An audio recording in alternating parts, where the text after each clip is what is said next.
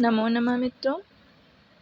आज हम डीएसएसबी के जो पहले पेपर सॉल्व कर रहे थे, पुराने 2022 का जो प्रश्न पत्र हम हल कर रहे थे, उसके बचे हुए प्रश्नों को आज हम देखेंगे। 160 प्रश्न हमने देख लिया था और 40 प्रश्न बचे थे, तो आज 40 प्रश्नों को हम देखेंगे। तो आइए चलिए शुरू करते हैं। पहला प्रश्न है, हर्षचरिते कियन्तः उच्छ्वासाः सन्ति? 9, 7, 8, 10। तो हर्षचरित में कितने उच्छ्वास हैं? 8। विकल्प सी सही उत्तर है। दूसरा प्रश्न है, रीतिमार्गस्य प्रवर्तकः कः? मम्मटः, वामनाचार्यः, आनंदवर्धनः, कुंतकः। तो रीतिमार्ग के प्रवर्तक कौन है? आचार्य वामन। विकल्प बी जो है वह सही हो जाएगा। अगला प्रश्न है, जो इसमें जो रीति मार्ग यानी वामनाचार्य का जो रीति मार्ग है और कुंतक मतलब रीति और वक्रोक्ति मार्ग, ये महत्वपूर्ण रहता है। तो इससे ज़्यादा प्रश्न अधिकतर जैसे इस तरह के अगर किसी के पाठ्यक्रम में ये साहित्य संप्रदाय अगर हैं पाठ्यक्रम में, तो इन दोनों को ज़रूर पूछा जाता है। तो इनको आप अच्छे से समझ लीजिए कि रीति के कौन हैं और वक्रोक्ति के कौन हैं। रीति के वामन हैं और वक्रोक्ति के आचार्य कुंतक हैं। और आनंदवर्धन तो ध्वनि के आप सब जान ही रहे हैं। और मम्मट जो हैं, इन्होंने ध्वनि को फिर से पुनः प्रतिस्थापित किया था। तो अगला प्रश्न देखते हैं। प्रश्न तीसरा है, दश कुमार चरितम कः रचितवान्? दंडी, मुरारिः, बाणभट्टः, सुबंधुः। तो इसका सही उत्तर हो जाएगा आचार्य दंडी। दंडी की अन्य रचनाएं कौन सी हैं? काव्यादर्श और अवंती सुंदरी कथा। अगला प्रश्न देखते हैं, नाटके नायकः कथं भवेत्? नाटक का नायक किस प्रकार का होता है? धीर प्रशांतः, धीरोद्धतः, धीरोदात्तः, साधारणः। तो नाटक का जो नायक होता है वो कौन होता है? धीरोदात्त। जैसे उत्तर रामचरितम के नायक हैं भगवान श्री राम, अभिज्ञान शाकुंतलम के नायक दुष्यंत। ये सब किस वो कोटि में आते हैं? धीरोदात्त कैटेगरी कोटि में आते हैं। फिर अगला प्रश्न वो, और जो धीर प्रशांत, ये आप जान रहे हैं, जैसे मृच्छकटिकम प्रकरण का जो नायक होता है वो धीर प्रशांत कोटि का होता है। तो चारुदत्त और धीरोदत्त ये भीम और परशुराम वगैरह इस कोटि में आते हैं। और साधारण तो साधारण। फिर अगला प्रश्न है, डिमे कथा वस्तु कथम भवेत्? डिम की कथा वस्तु कैसी होती है बताना है। ऐतिहासिकम, विविधम, काल्पनिकम, लौकिकम। तो इसका सही उत्तर हो जाएगा ऐतिहासिकम, यानी डिम की कथा वस्तु जो होती है वो ऐतिहासिक होती है। अगला प्रश्न है, समवकारे मुख्यः रसः कः? वीरः, श्रृंगारः, करुणः, रौद्रः। तो समवकार का मुख्य रस है वीर। और करुण श्रृंगार रस ज़्यादातर नाटक भारतीय नाट्य परंपरा में ज़्यादातर नाटक जो होते हैं वो श्रृंगार या वीर रस प्रधान होते हैं। महाकाव्य भी श्रृंगार और वीर रस प्रधान होते हैं। और करुण रस प्रधान नाटक कौन सा है? उत्तर रामचरितम। उत्तर रामचरितम किसकी रचना है? आचार्य भवभूति की।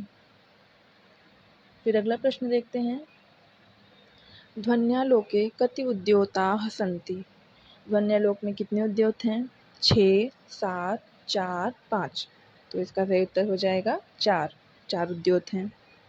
और काव्य प्रकाश में कितने उल्लास हैं? 10 उल्लास हैं। साहित्य दर्पण में कितने परिच्छेद हैं? 10 परिच्छेद हैं।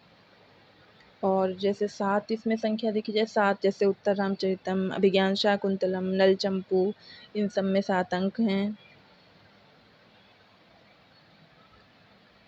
फिर अगला देखते हैं, ध्वनि संप्रदायस्य संस्थापकः कः।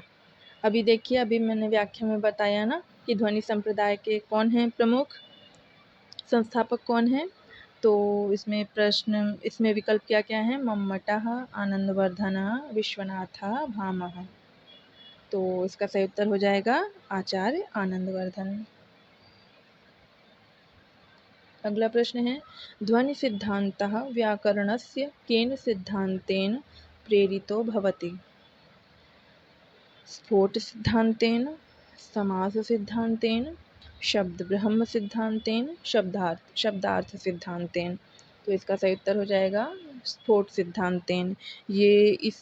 इसका उत्तर आपको ये काव्य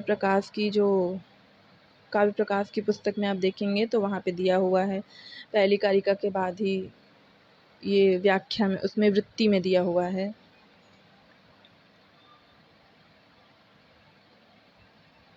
और ध्वन्यालोक में भी दिया हुआ है, जहाँ पे वो काव्य लक्षण बताते हैं उसके पहले भूमिका में दिया हुआ है। अगला प्रश्न है, काव्य प्रकाशे चतुर्थोल्लासे किं वर्णितम् अस्ति? तो इसका सही उत्तर हो जाएगा, इसके विकल्प दिए गए हैं, चित्रकाव्यम, काव्य स्वरूपम, रस विवेचनम, ध्वनि विचारः। तो इसका सही उत्तर हो जाएगा ध्वनि विचारः।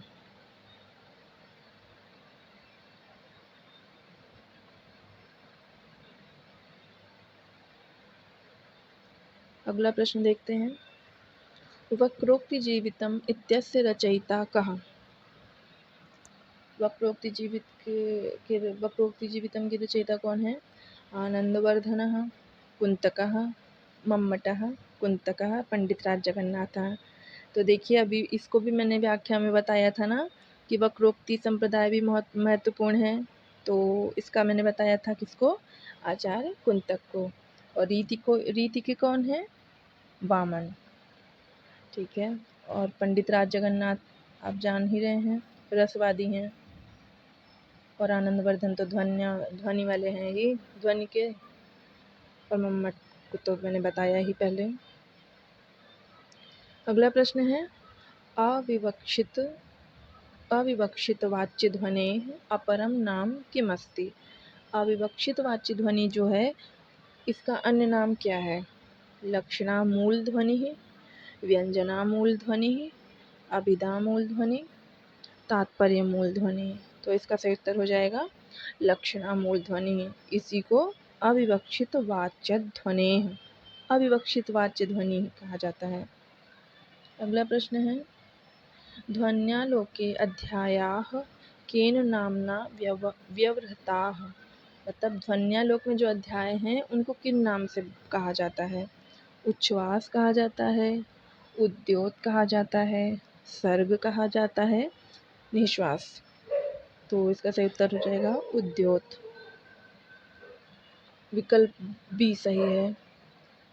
14वां प्रश्न है, ध्वन्यालोकस्य लोचन टीका केन विरचिता? भरतः, क्षेमेन्द्रः, अभिनवगुप्तः, आनंदवर्धनः।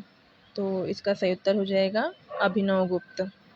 अभिनवगुप्त ने नाट्यशास्त्र पे भी टीका लिखी है। इनकी उस नाट्यशास्त्र पे जो टीका लिखी उसका नाम है वो अभिनव भारती।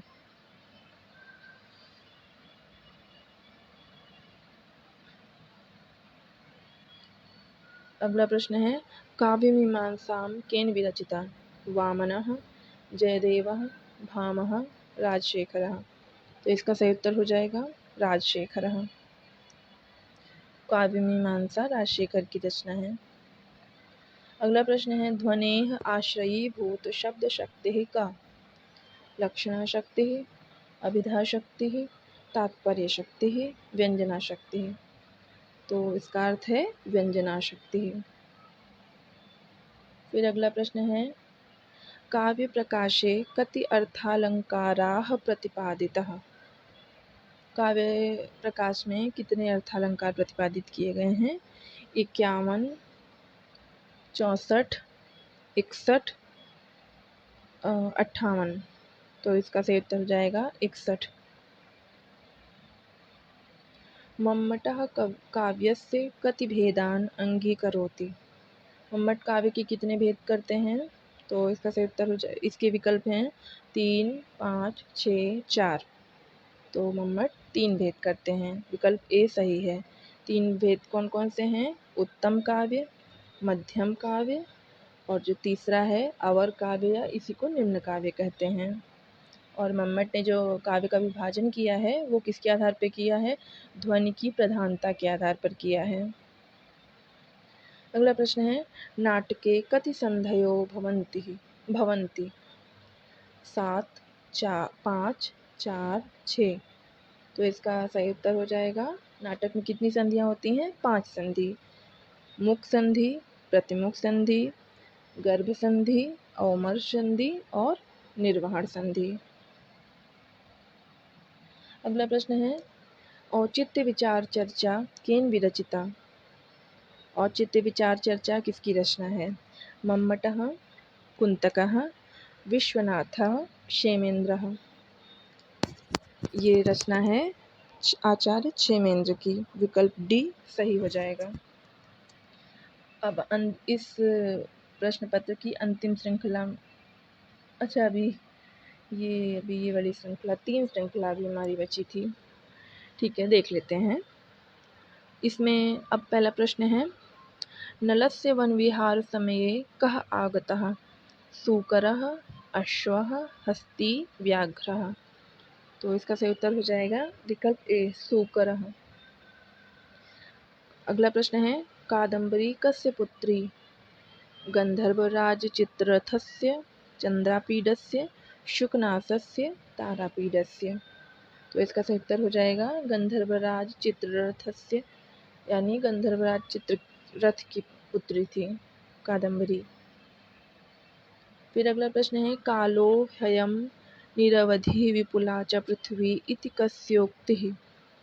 इसका उत्तर है, इसके विकल्प हैं माघस्य, भवभूतेः, भारवेः, कालिदासस्य।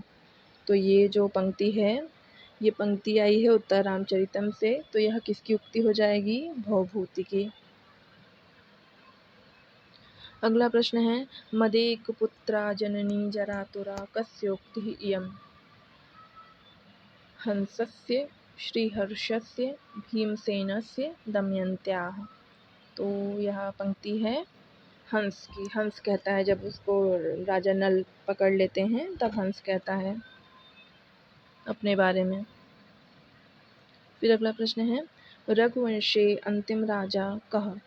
दिलीपः, रामः, दशरथः, अग्निवर्णः।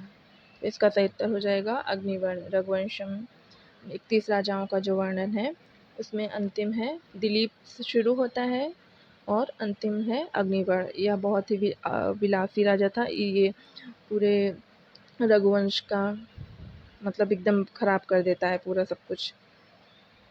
तो यहाँ तक कालिदास ने रचना की है।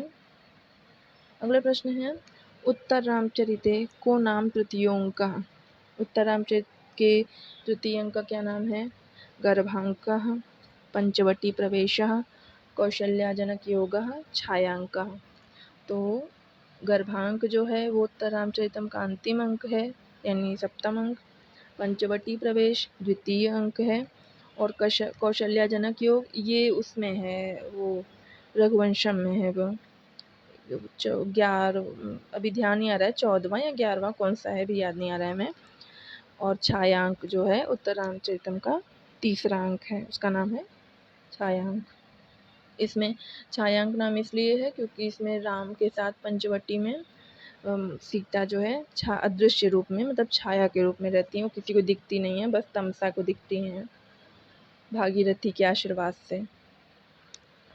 अगला प्रश्न है, ऋषीणां पुनराद्यानां वाचम अर्थो अनुधावति कस्योक्तिः इयम्? वसिष्ठस्य, रामस्य, लक्ष्मणस्य, दशरथस्य। तो इसका सही उत्तर हो जाएगा रामस्य। ये जब अष्टावक्र राम के पास आते हैं ना, वो वहाँ का ऋष्यशृंग ऋषि का जो वहाँ से समाचार लेके आते हैं तो वही वो सुनाते हैं, तो वही भगवान श्री राम उनसे कहते हैं कि वो ऋषि राम पुनराद्यानां वाचम अर्थो अनुधावति। तो यह पंक्ति उक्ति हो जाएगी राम की। विकल्प बी सही हो जाएगा। अगला प्रश्न है अनर्घ राघवम इति नाटकम केन रचितम। अनर्घ राघव इस नाटक को किसके द्वारा रचा गया है? नाटक मुरारिणा भवभूतिना श्रीहर्षेण राजशेखरेण। तो इसका सही उत्तर हो जाएगा मुरारिणा यानी मुरारी के द्वारा, मुरारी मिश्र। अगला प्रश्न है प्रसन्न राघवम इति नाटकम केन विरचितम। प्रसन्न, देखिए यहाँ पे पूछा गया था अनर्घ राघव, ठीक है, तो अनर्घ राघव के हैं मुरारी, और यहाँ पे पूछा जा रहा है प्रसन्न राघव। तो इसका सही उत्तर हो जाएगा, इसके विकल्प दिए गए हैं मुरारिणा जयदेवेन राजशेखरेण भवभूतिना। तो इसका सही उत्तर हो जाएगा जयदेव। प्रसन्न राघव जयदेव ने लिखा है और अनर्घ राघव मुरारी ने लिखा है। अगला प्रश्न है वासव दत्ता नाटके कंदर्प केतोः सखा कः आसीत्। मकरंद, राजवाहनः, श्रृंगारशेखरः, कृष्णः। तो इसका सही उत्तर हो जाएगा मकरंद। अगला प्रश्न है महाश्वेता कस्य पुत्री आसीत्। कपिंजलस्य, केयूरकस्य, पुंडरीकस्य, हंसस्य। तो महाश्वेता हंस की पुत्री थी। अगला प्रश्न है नैषधीय चरिते कविः सामुद्रिक शास्त्रेण सह अन्यस्य कस्य शास्त्रस्य वर्णनं कृतवान्।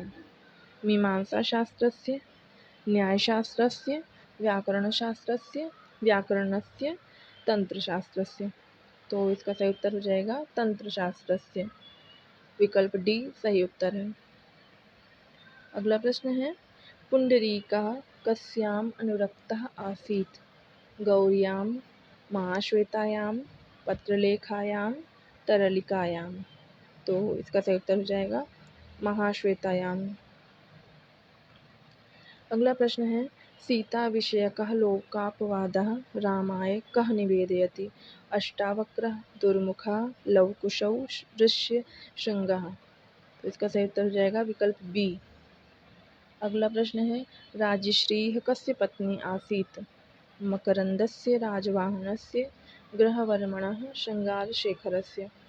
तो इसका सही उत्तर हो जाएगा गृहवर्मणः यानी विकल्प सी सही है। अगला प्रश्न है गंगा लहरी केन विरचिता। मम्मटेन, विश्वनाथेन, भारविना, जगन्नाथेन। तो गंगा लहरी जगन्नाथ के द्वारा रचित है और मम्मट की रचना है काव्य प्रकाश, विश्वनाथ की है साहित्य दर्पण और भारवी का एकमात्र है किरातार्जुनीयम।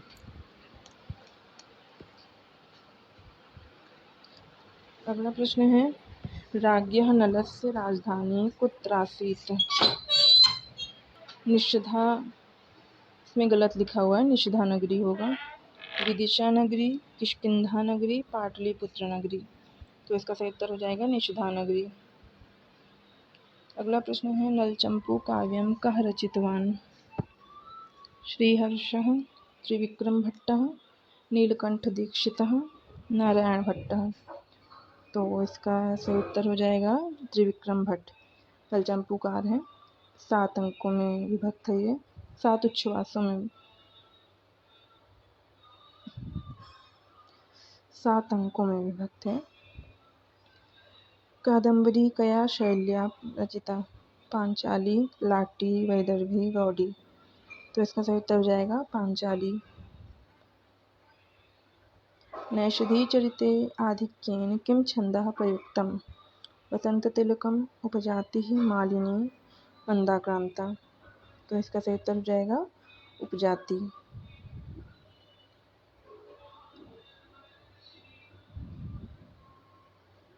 धन्यवाद।